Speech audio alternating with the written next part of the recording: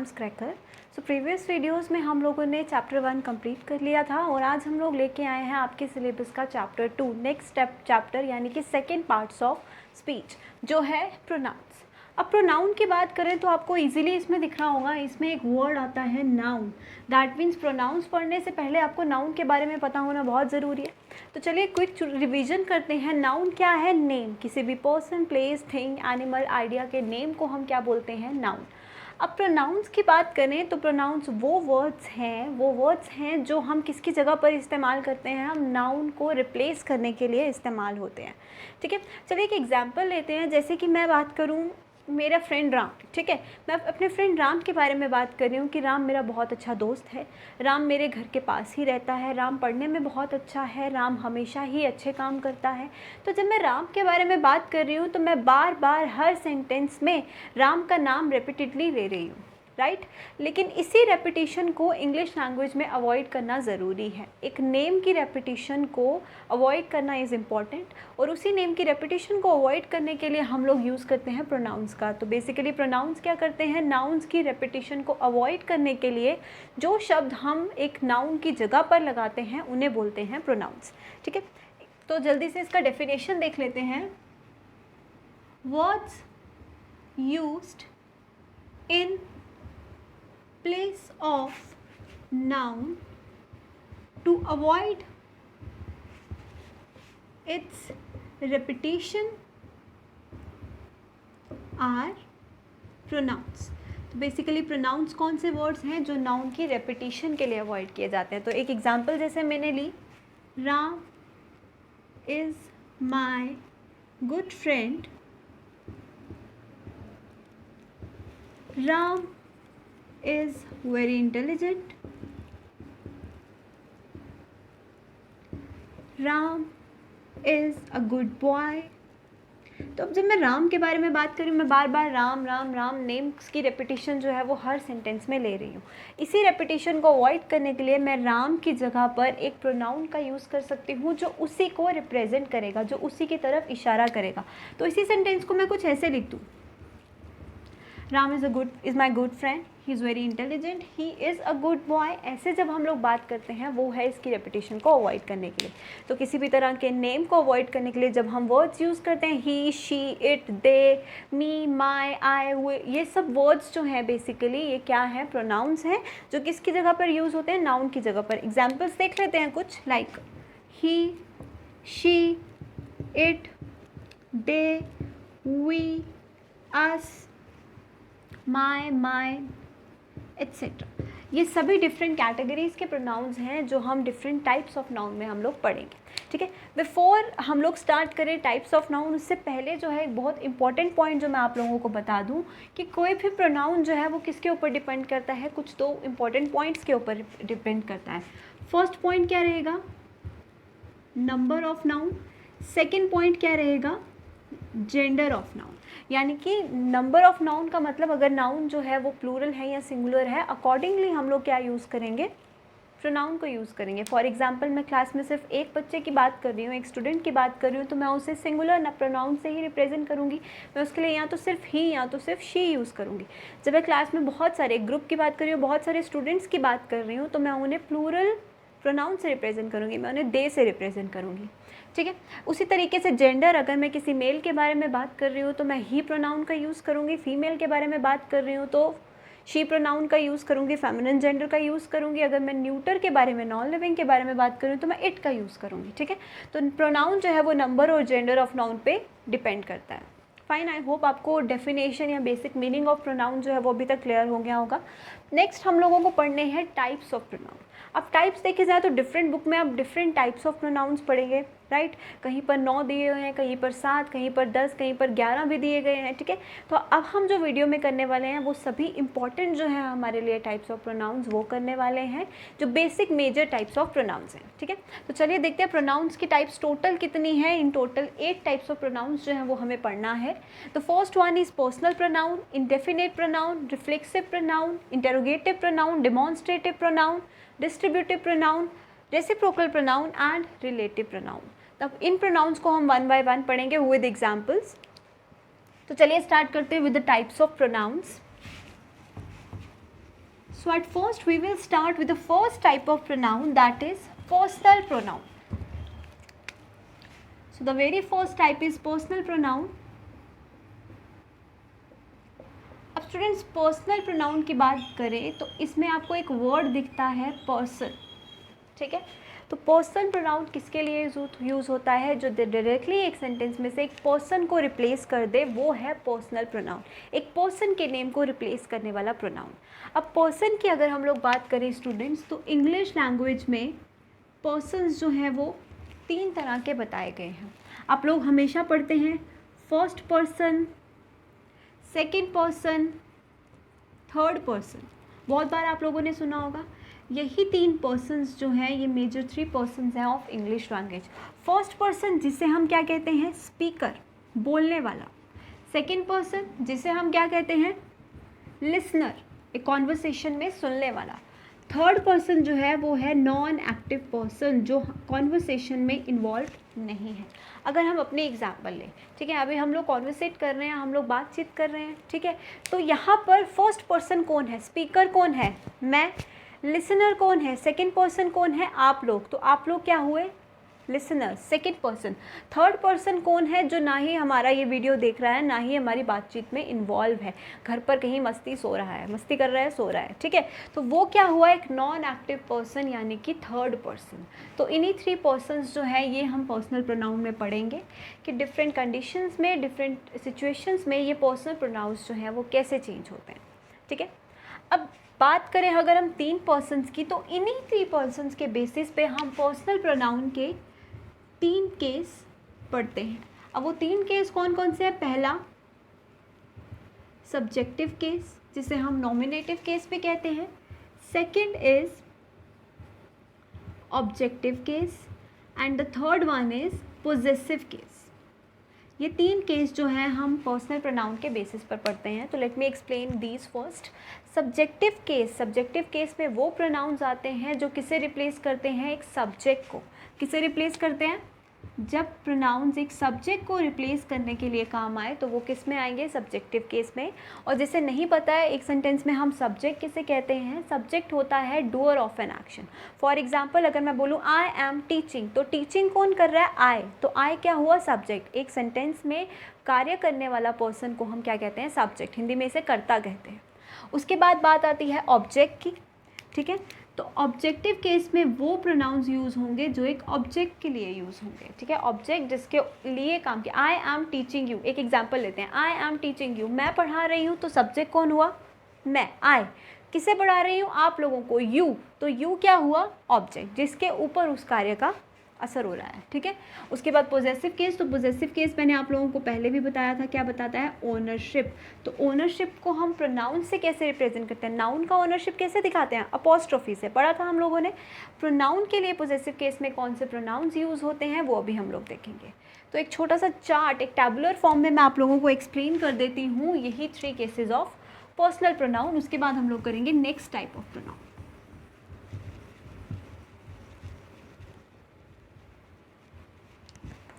तो चलिए पहले बात करते हैं सब्जेक्टिव केस की, फिर objective case, then possessive case.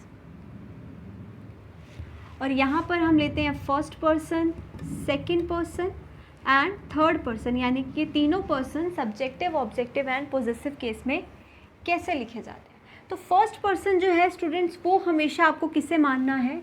खुद को, यानी कि मैं अपनी बात जब भी करती हूँ, यानी कि मैं क्या हूँ? First person. मतलब सब्जेक्टिव केस में आई जो है वो फर्स्ट पर्सन रहेगा। अब मैं की जगह अगर ज़्यादा हो जाए, यानी कि हम, तो वो क्या हो जाएगा? प्लूरल फॉर्म में सब्जेक्टिव केस। अब यही आई जब ऑब्जेक्ट बन जाता है तो ये क्या बन जाता है? मी, आई का मी। वी जो है जब ऑब्जेक्ट बन जाता है तो हो जाता है अस, ठीक है। उसके बाद पोजेसिव केस की बात करें तो आई के लिए पोजेसिव क्या होगा? मेरा। तो क्या हो सकता है? माई, माइन, मेरा, right. Objective case, plural form में जब हम लोग बात करें वी, तो वी का क्या हो गया? हमारा, मेरा, हमारा। तो क्या हो गया? आवर, आवर या आवर्स, ठीक है। तो ये है subjective, objective, possessive case first person का। फर्स्ट पर्सन कौन है? हमेशा आई, हम, मैं, ठीक ठीक है। जब मैं खुद की बात करता हूँ, ये थोड़ा सा सेल्फिश है, सेल्फ ऑब्सेस्ड है फर्स्ट पर्सन, तो ये हमेशा खुद की बात करता है, ठीक है। सेकेंड पर्सन कौन हुआ? तुम, सामने वाला, ठीक है। तो कौन हुआ? यू। अब यू सिंगुलर हो, आप एक हो या अनेक हो, एक हो ज़्यादा हो, मैं यू से ही रिप्रेजेंट करूँगी आपको, तो यू। ऑब्जेक्टिव केस में भी यू का यू ही रहेगा, तुम्हारा, तुम, तो पोजेसिव क्या हुआ? तुम्हारा, योर या फिर योर्स, ठीक है। उसके बाद बात करें थर्ड पर्सन की, तो थर्ड पर्सन मैंने बोला वो भी कोई पर्सन जो एक आई और यू की कन्वर्सेशन में इन्वॉल्व नहीं है। तो थर्ड पर्सन कौन होगा? It can be he, she, कोई भी नॉन लिविंग थिंग, या फिर एक कलेक्शन, एक ग्रुप, ज़्यादा भी हो सकते हैं, ठीक है। ही, शी, इट, दे जो है वो सब्जेक्टिव केस का थर्ड पर्सन है। ही को जब हम ऑब्जेक्टिव में बात करते हैं तो क्या बन जाता है? हिम। शी की ऑब्जेक्टिव में बात करते हैं तो हर। इट का इट ही रहेगा, दे का क्या हो जाएगा? देम। ये हो गया ऑब्जेक्टिव केस। इसी तरीके से जब पोजेसिव की बात करें, हिम का पोजेशन कैसा होगा? हिज से, शी का हर से या फिर हर्स से। उसके बाद इट का इट से, देन देम का देयर से या फिर देयर से। तो ये है subjective, objective, possessive cases of personal pronoun. और ये जितने भी pronouns I, we, you, me, he, him, her, ये सब जो हैं ये सभी पर्सनल प्रोनाउन की कैटेगरी में ही आते हैं, ठीक है। तो ये था first type of pronoun, that is personal pronoun. अब हम लोग बात करते हैं सेकेंड टाइप ऑफ प्रोनाउन की, दैट इज़ इनडेफिनेट प्रोनाउन। अब पहले तो मुझे आपको ये बताना है कि इनडेफिनेट का मतलब क्या होता है। क्या मतलब होता है जी इनडेफिनेट का? अब इनडेफिनेट का मतलब कुछ ऐसा जो डेफिनेट ना हो, श्योर ना हो, स्पेसिफिक ना हो, राइट। तो इनडेफिनेट प्रोनाउन भी कुछ इसी तरह के नाउन को रिप्रेजेंट करता है। बेसिकली वो नाउन को रिप्रेजेंट करने वाला प्रोनाउन जो पर्टिकुलरली किसी को पॉइंट आउट नहीं करता। जैसे मैंने राम के लिए ही लगाया था, अब ही जो था वो मुझे पता था मैं राम की ही बात कर रही हूँ, लेकिन वो प्रोनाउंस जो पर्टिकुलरली पर्सन को नहीं, इन अ जनरल वे जो किसी को क्या करते हैं, पॉइंट आउट करते हैं, उन प्रोनाउंस को हम लोग क्या कहते हैं? इनडेफिनेट प्रोनाउंस, ठीक है। जैसे एक कुछ एग्जाम्पल मैं लूँ, मैं कुछ ऐसा बोलूँ, all the students, this is the second type, in this class are intelligent, ठीक है। मैंने कुछ ऐसा सेंटेंस लिखा, all the students in this class are intelligent. अब यहाँ पे नाउन क्या यूज़ हुआ है? Students, right. अब स्टूडेंट्स के लिए जो प्रोनाउन मैंने यूज़ किया है इनडेफिनेट प्रोनाउन, वो क्या है? ऑल। कि यह इस क्लास के, ये ऑल किसकी तरफ रिप्रेजेंट कर रहा है? स्टूडेंट्स की तरफ, कि सभी स्टूडेंट्स, इसी के लिए यूज़ हुआ है ये ऑल। अब ये किसी एक स्टूडेंट की इन अ डेफिनेट वे बात नहीं कर रहा है, ये सभी स्टूडेंट्स की जनरल वे में बात कर रहा है, सभी स्टूडेंट्स को रिप्रेजेंट कर रहा है। तो ये क्या हुआ यहाँ पर? एक इनडेफिनेट प्रोनाउन, ठीक है। एक बहुत सिंपल सा एग्जाम्पल देती हूँ। आपको पता है आपका फ्रेंड रोहित आज घर पर आने वाला है, ठीक है। तो आप क्या बोलेंगे? आज रोहित आएगा, टुडे रोहित विल कम, कुछ ऐसा, राइट। लेकिन जब आपको नहीं पता कि कौन आने वाला है, सिर्फ अंदाज़ा लगा रहे हैं आज कोई आएगा, तो आप लोग क्या बोलेंगे? Someone will come. क्या बोलेंगे? समवन विल कम, कुछ ऐसा ही आप बोलेंगे कि कोई आएगा। अब ये कोई किस नाउन को रिप्रेजेंट कर रहा है आपको पता है? नहीं मालूम ना। तो ये समवन भी क्या हुआ? एक इनडेफिनेट प्रोनाउन। कैसे हुआ? क्योंकि ये प्रोनाउन जो है ये किस नाउन को रेफ़र कर रहा है वो नहीं पता हमें, वो अननोन है, वो इनडेफिनेट है। तो ये भी क्या हुआ? Indefinite pronoun. तो कुछ एग्जांपल्स देख लेते हैं इनडेफिनेट प्रोनाउन की। जैसे हम लोग वर्ड्स यूज़ करते हैं, someone, somebody, everybody, everyone, no one, anything, something, everything, some, all, none, any, etc. Basically ये सब क्या है? ये सभी इंडेफिनेट प्रोनाउन है, क्योंकि ये सबकी बात एक साथ करते हैं या फिर इंडेफिनेट वे में किसी की भी बात करते हैं, किसी को पर्टिकुलरली पॉइंट आउट नहीं करते। जब कोई नाउन किसी को पर्टिकुलरली पॉइंट आउट करता है, किसी एक ही नाउन को पॉइंट आउट करता है, वो पर्सनल प्रोनाउन है। जब जनरल वे में पॉइंट आउट करने वाला हो तो वो क्या होगा? हमेशा इनडेफिनेट प्रोनाउन, ठीक है। एक और वर्ड जो इसी कैटेगरी में आता है वो है वन। जैसे हम लोग सेंटेंस लिखते हैं, one should do once duty. हम कुछ ऐसे सेंटेंसेस लिखते हैं, one should do once duty. अब एक इंसान को उसकी ड्यूटी करनी चाहिए। अब ये वन जो है ये किसी पर्टिकुलर इंसान की बात नहीं कर रहा, ये आपकी भी नहीं कर रहा, ये मेरी भी नहीं कर रहा, ये एक जनरल वे में किसी की बात कर रहा है, एक जनरल वे में बात कर रहा है कि एक प्राणी को उसकी ड्यूटी जो है वो करनी चाहिए, निभानी चाहिए। तो ये वन भी क्या हुआ, एक इनडेफिनेट प्रोनाउन। ठीक है, आई होप आपको इनडेफिनेट प्रोनाउन जो उसकी एग्जाम्पल्स आपको क्लियर हो गया होगा कि इनडेफिनेट प्रोनाउन है क्या। ठीक है, इसी के बाद बात करते हैं next type of pronoun, that is reflexive pronoun. अब रिफ्लेक्सिव प्रोनाउन भी बहुत ज़्यादा इंपॉर्टेंट है। अब बात करें अगर हम रिफ्लेक्सिव वर्ड की गाइस, तो रिफ्लेक्सिव वर्ड का मतलब क्या होता है? सबसे पहले तो मुझे ये बताइए, रिफ्लेक्सिव वर्ड किससे बना है? रिफ्लेक्ट से, रिफ्लेक्शन से, राइट। तो रिफ्लेक्सिव प्रोनाउन भी इसी तरीके से रिफ्लेक्शन का काम ही करता है। थर्ड टाइप रिफ्लेक्सिव किस लिए यूज़ होता है? रिफ्लेक्ट करने के लिए। और ये किसे रिफ्लेक्ट करता है? एक सब्जेक्ट को। सब्जेक्ट मैंने आप लोगों को अभी बताया था, सब्जेक्ट क्या है? Doer of an action. एक सेंटेंस में एक्शन करने वाला जो पर्सन है, जो थिंग है, वो क्या है? सब्जेक्ट। आप उसे सब्जेक्ट बोलेंगे। ठीक है, तो अब एक सेंटेंस में जब सब्जेक्ट को रिफ्लेक्ट करता है जो वर्ड्स, वो क्या होते हैं? Reflective pronouns. ठीक है, रिफ्लेक्सिव प्रोनाउंस हम उन्हें बोलते हैं। जैसे मैं बोलूँ मैंने खुद को हर्ट किया। ठीक है, मैंने खुद को हर्ट किया। अब मैं कैसे लिखूंगी? आई हर्ट माई सेल्फ, है ना। मैंने खुद को हर्ट किया, आई हर्ट माई सेल्फ। ये क्या है? सब्जेक्ट। सब्जेक्ट ने एक्शन क्या किया? हर्ट किया। किसको किया? खुद को ही किया। यानी कि जब एक सब्जेक्ट एक एक्शन किसी ऑब्जेक्ट के ऊपर नहीं करता, एक्शन किसके ऊपर होता है? ऑब्जेक्ट के ऊपर। मैं क्या लिख सकती हूँ इस सेंटेंस को? या तो मैं क्या लिख सकती हूँ? आई हर्ट यू। या तो मैं किसी को हर्ट करूँगी, आपको हर्ट करूँगी, या किसी पर्सन को करूँगी, या तो मैं खुद को करूँगी। अब यू क्या है यहाँ पे? Object, right. अब मैं किसी ऑब्जेक्ट के ऊपर एक्शन ना करके खुद के ऊपर ही एक्शन करती हूँ, खुद के लिए ही कोई एक्शन करती हूँ। वो वर्ड्स जो बताते हैं उस रेपिटिशन को, उस रिफ्लेक्शन को, उन वर्ड्स को हम लोग किस कैटेगरी ऑफ प्रोनाउन में लाते हैं? रिफ्लेक्सिव प्रोनाउन में। जैसे आई का रिफ्लेक्शन क्या है? My self. तो माई सेल्फ क्या हुआ? एक रिफ्लेक्टिव प्रोनाउन। सब्जेक्ट क्या हुआ? आई। अगर मैं आज सब्जेक्ट ही लूँ तो इसका रिफ्लेक्शन क्या होगा? हिमसेल्फ। यूज़ करते हैं आप ऐसे वर्ड्स। शी का रिफ्लेक्शन हर सेल्फ। इट का रिफ्लेक्शन इट सेल्फ। यू का योर सेल्फ।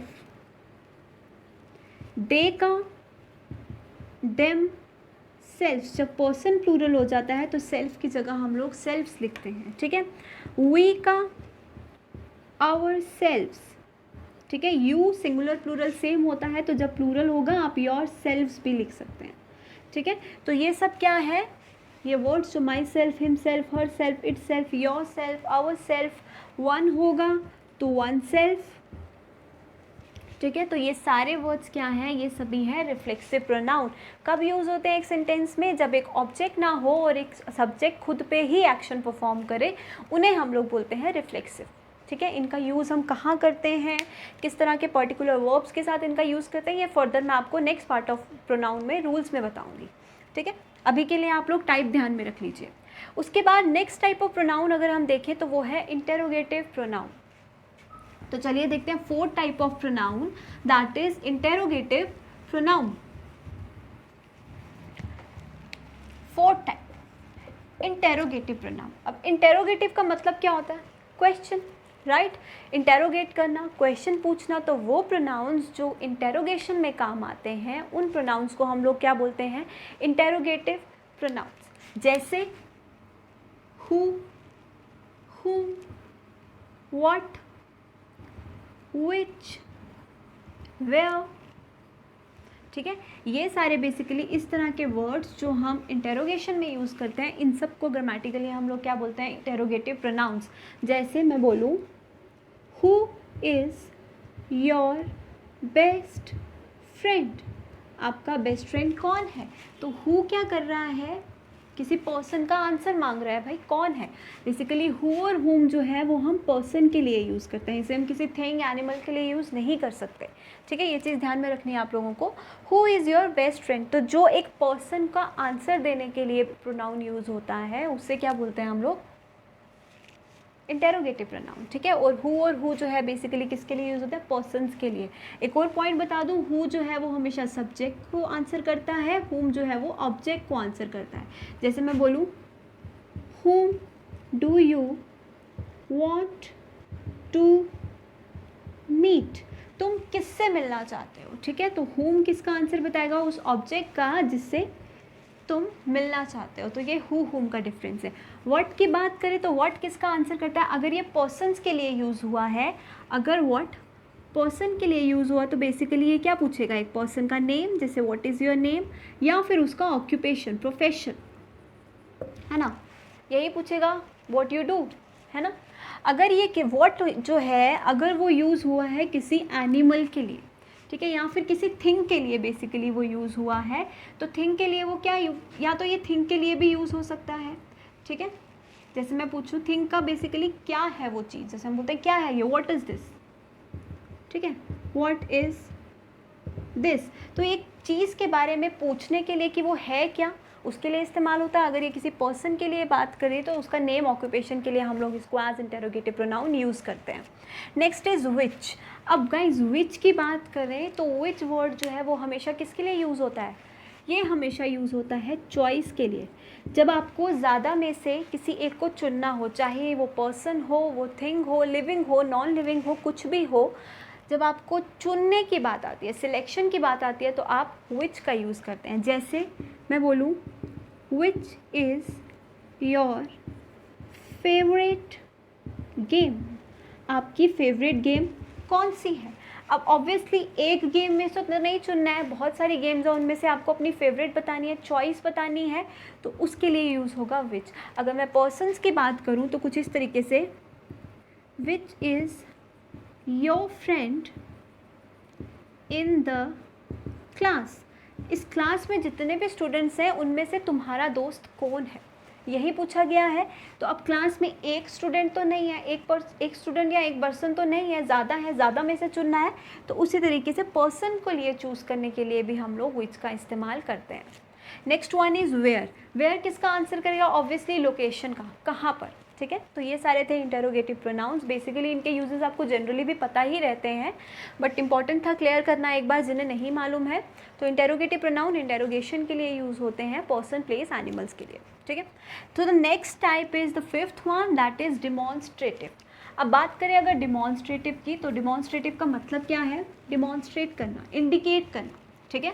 तो ये वो प्रोनाउंस हैं जो इंडिकेशन के लिए यूज़ होते हैं, इशारा करने के लिए यूज़ होते हैं। कौन कौन से होते हैं demonstrative pronounce, this, that, these, those. ये चार वर्ड्स जो हैं ये हैं बेसिकली डिमॉन्स्ट्रेटिव प्रोनाउंस। हम इन वर्ड्स का डेली लाइफ में यूज़ करते हैं, लेकिन ग्रामेटिकली ये किस कैटेगरी में आते हैं जनरली हमको नहीं मालूम होता है। तो ये किस कैटेगरी में आते हैं, डिमॉन्स्ट्रेटिव प्रोनाउंस की कैटेगरी में। डिमॉन्स्ट्रेटिव प्रोनाउंस किस लिए यूज़ होते हैं, इंडिकेशन के लिए, इशारा करने के लिए, किसी चीज़ को पॉइंट आउट करने के लिए हम यूज़ करते हैं, ठीक है। तो दिस का यूज़ हम कब करते हैं, कुछ भी नाउन जो सिंगुलर होगा एंड नियर बाय होगा, आपके पास में होगा, ज़्यादा दूरी पर नहीं है, पास में है, उसे पॉइंट आउट करने के लिए, उसकी तरफ इशारा करने के लिए मैं क्या यूज़ करूँगी, दिस का, ठीक है। जैसे कोई चेयर मेरे पास में पड़ी है तो मैं बोलूँगी दिस इज़ माई चेयर, लेकिन वही चेयर अगर कुछ ज़्यादा डिस्टेंस पे पड़ी है, कुछ दूरी पर है, तो मैं क्या बोलूँगी, दैट इज़ माई चेयर। तो यानी कि दैट का यूज़ कब होगा, होगा तो सिंगुलर नाउन के लिए ही, लेकिन किस तरह का नाउन, जो मुझसे कुछ दूरी पर होगा, फार अवे, ठीक है। इसी तरीके से दिस का प्लूरल होता है दीज। दीज का यूज़ कहाँ किया जाता है, प्लूरल नाउन्स के लिए जो नियर बाय होते हैं। अब जैसे मैंने चेयर की एग्जांपल ली थी, मेरे पास कुछ 7-8 चेयर्स हैं, तो मैं क्या बोलूँगी, दीज आर माई चेयर्स, ये मेरी चेयर्स हैं। दीज क्यों बोलूँगी, क्योंकि वो पास में है। वही चेयर्स जब कुछ डिस्टेंस पे होंगी तो उस वक्त मैं क्या बोलूँगी, दोज आर माई चेयर्स, ठीक है। तो यहाँ पर दोज का यूज़ क्या होगा, प्लूरल के लिए, लेकिन कुछ दूरी पर जब कोई चीज़ या पड़ी है उसके लिए हम इसको पर्सन प्लेस दोनों के लिए ही यूज़ कर सकते हैं। तो ये है डिमॉन्स्ट्रेटिव प्रोनाउन, डिमॉन्स्ट्रेशन के लिए। अब देखते हैं next type of pronoun students. The next type is distributive pronoun. Distributive से आप लोगों को समझ में आ जाता है डिस्ट्रीब्यूशन। डिस्ट्रीब्यूशन का मतलब क्या है? बांटना, राइट। तो डिस्ट्रीब्यूशन के लिए, एक नाउन के डिस्ट्रीब्यूशन के लिए जो हम प्रोनाउंस का यूज़ करते हैं वो किस कैटेगरी में आते हैं? डिस्ट्रीब्यूटिव प्रोनाउन की कैटेगरी में। देखते हैं कैसे। 6 type of noun that is distributive pronoun. Distributive pronoun में कौन कौन से वर्ड्स आ जाते हैं? ईच, ईदर, नीदर, ठीक है। ये वर्ड्स जो है ये किस कैटेगरी में आते हैं? डिस्ट्रीब्यूटिव प्रोनाउन की कैटेगरी में। अब ईच की बात करूँ तो ईच क्या करता है? जैसे मैं बोलूँ, कुछ ऐसा सेंटेंस लिख दूँ, each of the students is, each of the students is absent. कुछ ऐसा सेंटेंस मैंने लिख दिया, ठीक है। Each of the students is absent. अब जितने भी स्टूडेंट्स थे उनमें से मैं क्या कर रही हूँ? एक एक को पॉइंट आउट कर रही हूँ, ठीक है। जितने भी स्टूडेंट्स थे उन सब में से मैं सबकी बात एक साथ नहीं कर रही हूँ या कुछ पर्टिकुलर स्टूडेंट्स को पॉइंट आउट नहीं कर रही हूँ, जनरल वे में भी नहीं कर रही हूँ। मैं एक एक स्टूडेंट को एक एक करके पॉइंट आउट कर रही हूँ कि तुम में से एक एक जो है वो एब्सेंट था, ठीक है। कुछ इस तरीके से बात कर रही हूँ। तो उसको मैं कैसे लिखूँगी? ईच ऑफ द स्टूडेंट्स, यानी कि जब एक कलेक्शन में से आपको एक एक को पॉइंट आउट करना होता है उस वक्त आप किसका यूज़ करते हैं? डिस्ट्रीब्यूटिव प्रोनाउन का। लेकिन जब कलेक्शन को एक जनरल वे में, ना आप उसमें से ज़्यादा 2 की बात कर रहे हैं ना 3 की कर रहे हैं, उसमें से कुछ मेजॉरिटी की बात कर रहे हैं या जनरल वे में उसको पॉइंट आउट करना चाहते हैं, तब आप किसको यूज़ करते हैं? इंडेफिनिट प्रोनाउन को। आई होप ये क्लियर हो गया होगा। उसके बाद ईदर की बात करें तो ईदर किसके लिए यूज़ होता है गाइज? ये चीज़ ध्यान रखनी है, ईदर जो है वो हमेशा 2 नाउन्स के लिए ही लगता है, यानी ईदर राम और श्याम। मैं ऐसे नहीं बोल सकती either of the 4 students, incorrect. Either जो है वो सिर्फ 2 की नंबर्स के लिए ही यूज़ होता है। नीदर भी सिर्फ किसके लिए यूज़ होता है? 2 नाउन्स के लिए। लेकिन 2 या 2 से ज़्यादा नाउन्स की जब हम बात करते हैं या कितने भी नाउन्स की, उस वक्त हम क्या यूज़ करते हैं? ईच, ठीक है।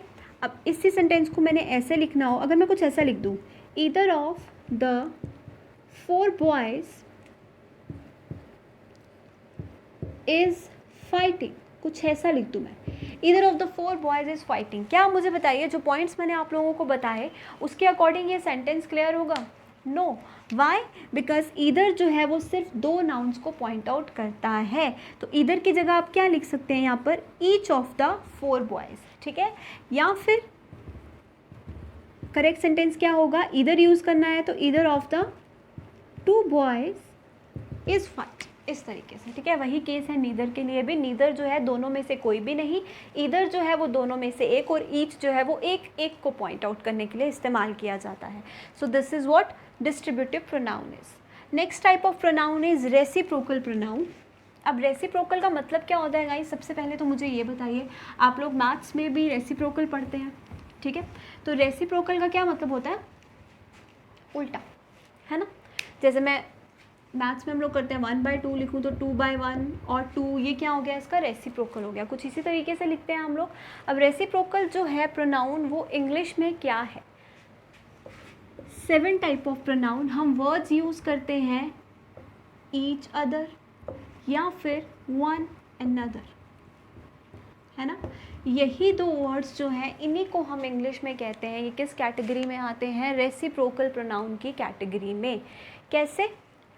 ईच अदर की जब मैं बात करती हूँ तो क्या मतलब है? एक दूसरे से, है ना। तुम मुझसे मैं तुमसे, उल्टा हो गया, वाइस वर्स हो गया। वन अनदर, हम सब, है ना, हम सब से। मैं तुमसे, तुम मुझसे, तुम मुझसे, मतलब एक दूसरे का सबका कनेक्शन बन गया, राइट। तो बेसिकली क्या होगा? ईच अदर और वन अनदर रेसिप्रोकेट करने में यूज़ होते हैं, इसीलिए इन्हें हम रेसिप्रोकल प्रोनाउन की कैटेगरी में रखते हैं। अब डिफरेंस क्या है ईच अदर और वन अनदर में? सबसे पहले तो मुझे आपसे ये जानना है, क्या आप लोगों को मालूम है ईच अदर या वन अनदर में क्या डिफरेंस है, या फिर कोई भी डिफरेंस नहीं है, या फिर दोनों जो है आप कभी भी कहीं भी यूज़ कर सकते हैं? बताइए। तो स्टूडेंट्स, अगर हम ईच अदर की बात करते हैं ना, तो ईच अदर जो है वो सिर्फ 2 नाउन्स के बीच की ही बात करता है, एक दूसरे से। आप और मैं हैं, we are talking to each other, हम एक दूसरे से बात कर रहे हैं। लेकिन वन अनदर, आप, मैं और बहुत सारे स्टूडेंट्स, जब एक ग्रुप आपस में बात कर रहा है तो we all are talking to one another, यानी कि जब मोर देन टू है तो उस वक्त आप यूज़ क्या करते हैं, वन अनदर। जब सिर्फ दो के बीच की बात है या सिर्फ दो के बीच की बात की जा रही है उस वक्त हम क्या यूज़ करते हैं, ईच अदर। ठीक है, जैसे मैं कुछ सेंटेंसेस लिखूं, the couple communicates with dash in French. ठीक है, second sentence, we all should respect dash. ठीक है, ऑप्शंस आपके पास यही है, each other and one another. तो फर्स्ट सेंटेंस देखिए और मुझे बताइए, the couple communicates with each other in French और with one another in French. अब कपल की बात की गई है, कपल यानी एक जोड़ा, दो लोग, राइट। तो जब दो लोग की बात की जाएगी तो हम लोग क्या चूज़ करेंगे, ईच अदर। अब जब बात की गई है वी ऑल शुड रिस्पेक्ट, हम सबको एक जनरल वे में बात की गई है, तो उस वक्त हम लोग क्या यूज़ करेंगे, वन अनदर। तो यहाँ पर क्या यूज़ होगा, कौन सा रेसिप्रोकल प्रोनाउन यूज़ होगा, वन अनदर। ठीक है, तो ये है reciprocal pronoun and the uses. I hope आपको ये क्लियर हो गया होगा। जल्दी से देखते हैं लास्ट टाइप ऑफ नाउन, और ये जो लास्ट टाइप ऑफ नाउन है ये किंग्स ऑफ प्रोनाउन है। किंग्स ऑफ प्रोनाउन इसको क्यों बोलते हैं, रिलेटिव प्रोनाउन को। चलिए देखते हैं किंग्स ऑफ प्रोनाउन क्यों बोलते हैं स्टूडेंट्स। क्योंकि ये प्रोनाउन जो है हर कॉम्पिटिटिव एग्जाम में अगर प्रोनाउंस में से क्वेश्चन आता है तो इसी प्रोनाउंस के रूल्स में से या इसी प्रोनाउन में से मैक्सिमम क्वेश्चंस जो है वो पूछे जाते हैं, इसीलिए इसे किंग ऑफ प्रोनाउंस जो है कहा जाता है। तो एक टाइप ऑफ प्रोनाउन क्या है, रिलेटिव प्रोनाउन। ठीक है, अब रिलेटिव की बात करें तो रिलेटिव आप किसे कहते हैं, आपके रिश्तेदार, है ना, रिश्ता बनाने वाले, कनेक्शंस। तो रिलेटिव प्रोनाउन भी क्या काम करता है, कनेक्शंस बनाता है, रिश्ता बनाता है। कैसे बनाता है, देखिए एक सेंटेंस में एंटीसीडेंट को एक रिलेटिव क्लॉज से जोड़ने वाला जो शब्द होता है ना, उसको हम बोलते हैं रिलेटिव प्रोनाउन। अब मैंने बात की जोड़ने वाले से, अब आपको याद होगा जोड़ने वाले शब्दों को हम ग्रामर में कंजंक्शंस भी कहते हैं। अगर आपको याद हो, पता हो, कंजंक्शंस हम किसे कहते हैं, जॉइनिंग वर्ड्स को, जो दो लाइंस को, दो वर्ड्स को, दो शब्दों को आपस में जोड़ते हैं। जैसे मैं बोल दूं राम एंड श्याम, अब राम और श्याम को जोड़ने वाला क्या था, एंड, तो ये क्या हुआ, एक कनेक्टर, एक कंजंक्शन। ठीक है, अब रिलेटिव प्रोनाउंस वो प्रोनाउंस हैं जो दो सेंटेंसेस को या शब्दों को जोड़ने में काम करते हैं। बेसिकली एक एंटीसीडेंट को रिलेटिव क्लॉज से जोड़ने में काम करते हैं। एंटीसीडेंट मतलब जो उस रिलेटिव प्रोनाउन से पहले जो शब्द दिया गया है ना, उसके बाद का जो भी पार्ट ऑफ सेंटेंस है उसको जोड़ने में काम करते हैं। इसके बीच और इसके बीच एक कंजंक्शन का काम करते हैं। ठीक है, तो देख लेते हैं कौन कौन से हैं रिलेटिव प्रोनाउंस, उसके बाद मैं आपको कुछ पॉइंट्स बताऊंगी। रिलेटिव प्रोनाउंस कौन कौन से हैं students, who, whom, which, that, whose, या ये मेजर हैं आपके रिलेटिव प्रोनाउंस। ठीक है, अब आप बात करेंगे हु, whom, which, whose, ये सब तो हमने इंटेरोगेटिव प्रोनाउन में भी यूज़ किया था। अब ये वर्ड्स जब इंटेरोगेटिव प्रोनाउन में यूज़ होते हैं वहाँ पर ये बात करते हैं इंटेरोगेशन की, क्वेश्चन पूछने की। इसमें व्हाट भी आ जाता है, 6 हैं इन टोटल। ठीक है, तो इंटेरोगेटिव, क्वेश्चन पूछने की, लेकिन यहाँ पर ये किसकी तरह काम करे, कनेक्टर की तरह, रिश्ता, कनेक्शन बनाने के लिए। तो उस वक्त हम इनको किस तरह से यूज़ करेंगे, रिलेटिव प्रोनाउन की तरह। सबसे पहले बात करूँ हु की और whom की, तो मैंने आपको बताया था ये किसके लिए यूज़ होते हैं, पर्सन के लिए। ठीक है, पर्सन के लिए यूज़ होते हैं। whom किसके लिए यूज़ होता है, सब्जेक्ट के लिए, एंड whom यूज़ होता है ऑब्जेक्ट के लिए। ठीक है, which की बात करें तो मैंने आपको बताया था ये किसके लिए यूज़ होता है, चॉइस के लिए, चाहे वो लिविंग हो नॉन लिविंग हो। दैट की बात करें तो दैट जो है ये ह्यूमन पर्सन के लिए, एनिमल के लिए, या फिर किसी नॉन लिविंग थिंग के लिए, तीनों के लिए ही इस्तेमाल हो जाता है। इसके कुछ पर्टिकुलर पॉइंट्स हैं कि किस तरीके से हम इसको यूज़ करते हैं, वो मैं आगे आपको रूल्स में बताऊंगी। ठीक है, हुज की बात करें तो हुज क्या बताता है, अगर मैं बोलूँ, क्वेश्चन पूछूँ आपसे, हुज बुक इज़ दिस, तो क्या पूछूंगी कि इस बुक का ओनर कौन है, किसका पोजेशन है इस बुक पे, राइट। तो हुज जो है वो किसकी बात करता है, ओनरशिप की। किस तरीके से करता है मैं फर्दर एग्जाम्पल्स में बताऊँगी। व्हाट गाइस व्हाट का यूज़ जो है हम बेसिकली किसके लिए करते हैं? अब देखिए जब यहाँ पर मैं हम बात करते हैं ना इन 5 रिलेटिव प्रोनाउंस की, उसके लिए हमें क्या चाहिए होता है? एक एंटीसीडेंट। एंटीसीडेंट यानी कोई ऐसा वर्ड जो हमें इस्तेमाल करना है अनदर पार्ट ऑफ सेंटेंस से जॉइन करने के लिए, ठीक है। यहाँ पर जब कोई एंटीसीडेंट एक सेंटेंस में नहीं है, उस वक्त आपको कोई रिलेटिव प्रोनाउन चाहिए। No antecedent. जब कोई भी एंटीसीडेंट सेंटेंस में नहीं है और उस वक्त आपको एक रिलेटिव प्रोनाउन की ज़रूरत है, वो रिलेटिव प्रोनाउन क्या होगा? हमेशा व्हाट। ठीक है, कुछ एग्जांपल्स मैं आप लोगों को एक बार रिलेटिव प्रोनाउन की बता देती हूँ, जिससे आपको इजीली क्लियर हो जाए कि ये कनेक्टर्स की तरह एक सेंटेंस का रिलेशन बनाने में कैसे यूज़ होते हैं। ठीक है, तो चलिए देखते हैं फर्स्ट एग्जाम्पल। कुछ मैं ऐसा लिख दूँ, he is the boy whom I met yesterday। यही वो लड़का है जिसे मैं कल मिली थी। ठीक है, अब एंटीसीडेंट क्या है? The boy. Another part of sentence क्या है? yesterday। यही वो लड़का है जिससे, राइट। अब ये whom जो है किसकी तरह काम कर रहा है? एक कनेक्टर की तरह, एक कंजंक्शन की तरह, और है क्या? Relative pronoun. इसको इस सेंटेंस से जोड़ रहा है। ठीक है, एक और एग्जाम्पल लेते हैं। Ram, who is a good boy, helps the poor। Ram जो एक अच्छा लड़का है, गरीबों की मदद करता है। ठीक है, अब राम क्या है? सब्जेक्ट। सब्जेक्ट क्यों है? क्योंकि एक्शन कौन कर रहा है? हेल्प कौन कर रहा है? राम ही कर रहा है, तो सब्जेक्ट हुआ। इस सब्जेक्ट को इस पार्ट ऑफ सेंटेंस से जॉइन करने के लिए जो रिलेटिव प्रोनाउन यूज़ करेंगे वो क्या होगा? हु, क्योंकि राम एक पर्सन भी है और क्या है? सब्जेक्ट की तरह काम कर रहा है। ऑन दी अदर हैंड, अब इस सेंटेंस में देखिए तो कौन मिला? आई। आई होगा सब्जेक्ट। आई मेट हुम, किससे? इस बॉय से, यानी कि ये बॉय क्या हुआ इस सेंटेंस का? ऑब्जेक्ट। ऑब्जेक्ट के लिए जो हम रिलेटिव प्रोनाउन यूज़ करेंगे वो क्या होगा? हु।